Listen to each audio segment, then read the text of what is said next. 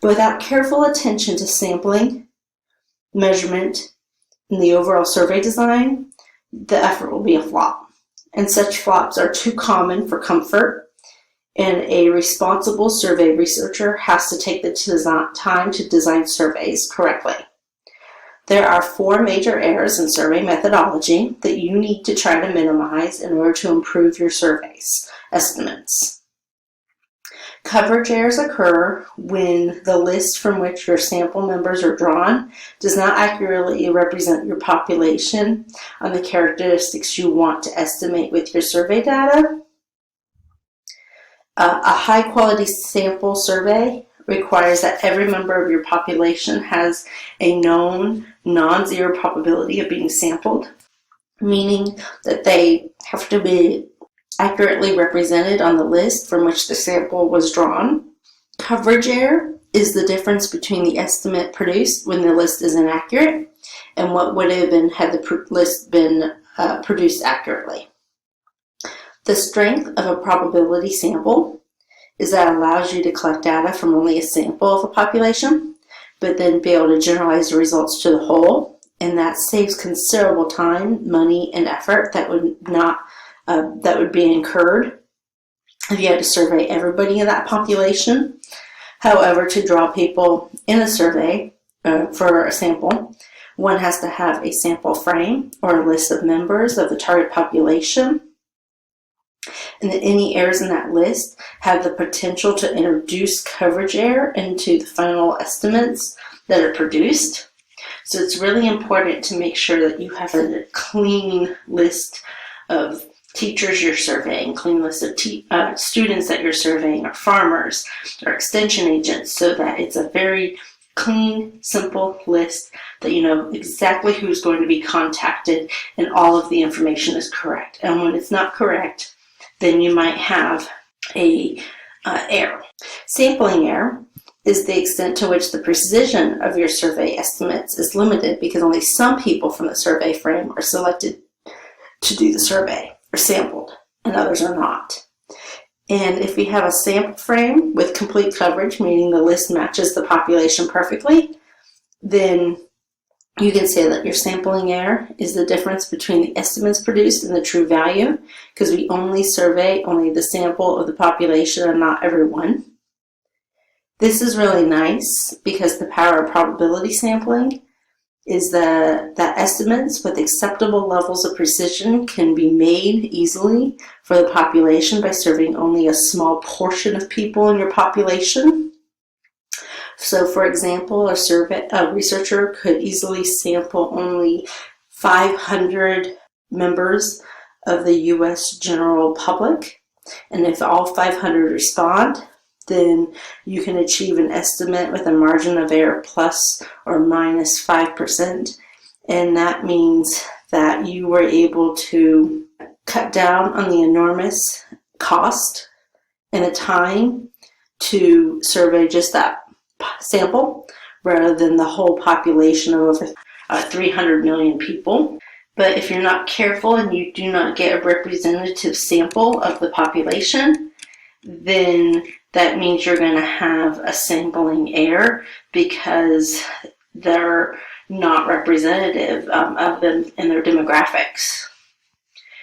Sampling error is an unavoidable result of obtaining data from only some rather than all members on a sample frame, and it exists as part of all sample surveys. Non-response error is the difference between the estimates produced when only a sum of the sampled units respond compared to when all of them respond. And it occurs when those who do not respond are different from those who do respond in a way that is relevant to the study's results. And we are going to learn ways to test for non-response error when you have a sample used in a survey.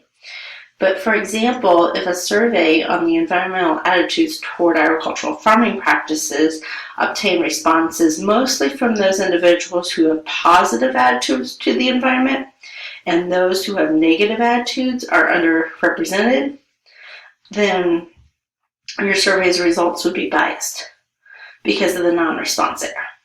You have to make sure that you're not biasing the results by selecting individuals that would be inappropriate for your study. Lastly, measurement error is the difference between the estimate produced and the true value because respondents gave incorrect answers to the survey questions.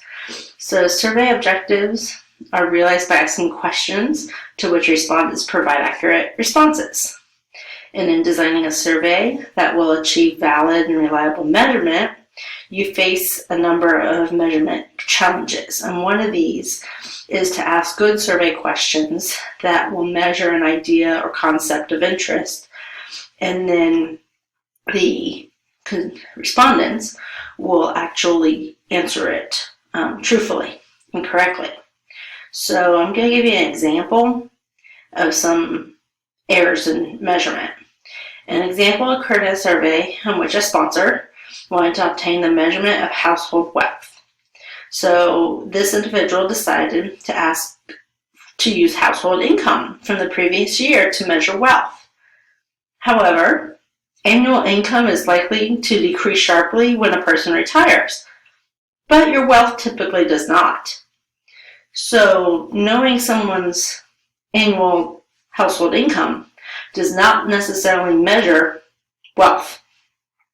Similarly, in a community survey, an agency wanted to use a question about the length of time individuals had lived in their current residence as a measure of the length of time in the community. And that won't work because the likelihood that many people moving from their residence to another residence in the same community. So when a question does not measure what it's intended to measure, then you're going to have measurement error. And a considerable time and effort can be spent deciding what format of questions to use, what types of scales to use, how to label your answer categories, and whether to offer a don't know or prefer not to answer option, and any other details. But all of that effort can help you make sure that you avoid the measurement error. We have some specific types of measurement error. You can have errors with the characteristics of respondents because those individuals can provide inaccurate responses. Asking people to recall questions for long periods of time, like over a year or over a month, you can't always remember the events or details about events, and so they may produce inaccurate responses. It's hard to remember events as happening more recently than when they really occurred, and that's telescoping. There's an issue with the tendency for respondents just to agree with responses to the survey. Respondents also have the desire to appear in a positive light and provide what they think is a desirable response to the researcher. We also have responders who are floaters and choose a substantive answer when they don't really know, and they'll just select something.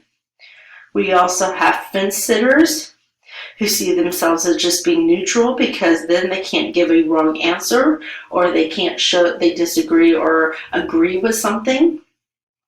And then we can also have sensitive questions that are just too personal to ask, and individuals want to skip them rather than choose to respond to them. Another type of measurement error deals with question wording. You want to make sure your questions are not wordy, that you use words and expressions that are simple, direct, and familiar to all respondents. You want to keep your question short, using no more than 2 sentences in your question. You need to be precise. You want to avoid things that are too general, too complex, or undefined. We need to stay away from words that are vague, like often, usually, generally, Each person's thought process is different, and some people may infer a different meaning of often. Often to one person may mean once or twice a week, and to somebody else it could mean a few times a month. Here's an example of how you can be specific in telling the individuals what you want, how you want the answer, and what's asked of them. So provide the instructions directly after the question stem, because it's going to help them process and see what's expected of them. This is your question. What month and year did you begin your studies at Utah State? Please provide your answer using 2 digits for the month and 4 digits for the year, and they'll know how to answer. If you just said, when did you start your studies at Utah State? That's too vague, because I could say fall 2011, I could say spring, I could say December 2012. The responses could be so different, it's hard to analyze them. So by being specific and clear and providing a good 2-sentence statement for this question, you will avoid a lot of the measurement errors we just discussed. But we have other measurement errors. We need to make sure that our questions specify the frame of reference, that they're easily understood and interpreted in the same way by everybody. Asking a question like, where are you from, is too vague for a reference.